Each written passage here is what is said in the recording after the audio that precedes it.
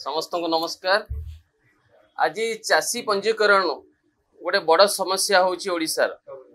आपण मैंने देखिथिबे चाषी पंजीकरण करने सरकार गोटे डेट धार्य कले।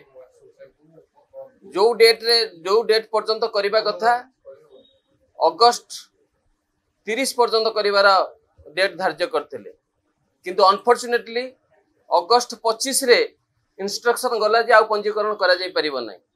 तेणु जो चाषी माने बळी पड़िले बा जो योग्य चाषी माने आज पर्यंत पंजीकरण करि पारि नाहंती से चाषी माने ओडिसा रे आजिर दिन रे बर्तन तांको धान किबळी बिक्री होबो से माने गोटे समस्या रे अछन।